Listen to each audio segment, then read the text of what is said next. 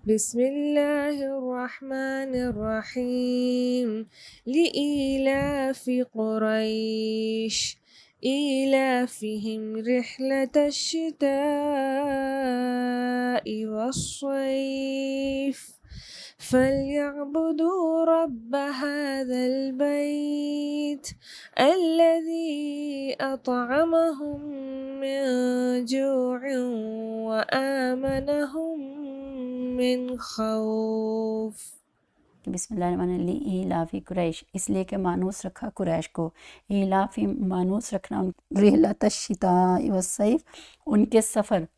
سفر کون سے تھے؟ سردی اور گرمی کے۔ فَلْيَعْبُدُوا رَبَّ هَٰذَا الْبَيْتِ، تو چاہیے کہ عبادت کریں اس گھر کے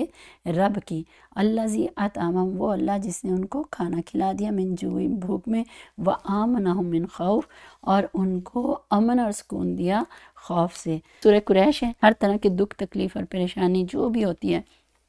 اس کو دور کرنے کے لیے سورہ قریش آپ کو پتہ ہے کثرت سے پڑھنی چاہیے، ہر نماز کے بعد 7 دفعہ پڑھیں، تو پھر جو بھی رزق روٹی میں کمی ہوتی ہے یا لوگوں نے تنگ کیا ہوتا ہے، پریشان کیا ہوتا ہے، تو اس سے اللہ تبارک و تعالیٰ جو ہے خلاصی نصیب فرما دیتے ہیں۔ پہلے زمانہ جاہلیت میں کیا تھا، چاروں طرف جو ہے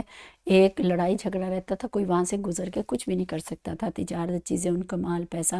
ہر چیز لوٹ لیا جاتا تھا۔ تو لیکن یہ ہے کہ اللہ تبارک و تعالیٰ نے نبی صلی اللہ علیہ وسلم کی نسبت کی وجہ سے قریش والوں کے اوپر یہ مہربانی کا معاملہ فرما دیا کہ ان کے اوپر چاروں طرف کے راستے میں امن اور سکون کر دیا، کہ مکہ میں غلہ وغیرہ جب پیدا نہیں ہوتا تھا۔ قریش کی عادت، جو یمن کی طرف، وہ ملک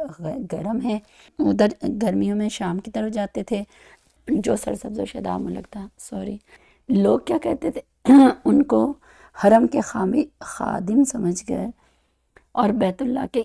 وجہ سے ان کا بہت احترام کرتے تھے، ان کی خدمت کرتے تھے، اور ان کے جان مال کی حفاظت کرتے تھے، اور ان کو خوب نفع دیتے تھے، تو پھر امن اور چین سے یہ گھر بیٹھ کر کھاتے اور کھلاتے تھے۔ حرم کے چاروں طرف اس کے علاوہ کیا تھی،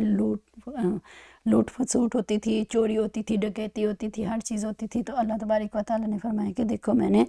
ان سے آپ لوگوں کی کیسے حفاظت فرمائی ہے،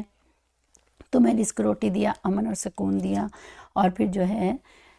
اس گھر والے کی اب تم بندگی کرو اور اس کے رسول کو اب تم تنگ نہ کرو۔ تو فرمایا کہ آمنہ من خوف، تمہیں ہر طرح کا ساز و سامان عطا کر دیا، عزت دی، شہرت دی، سارا کچھ دیا،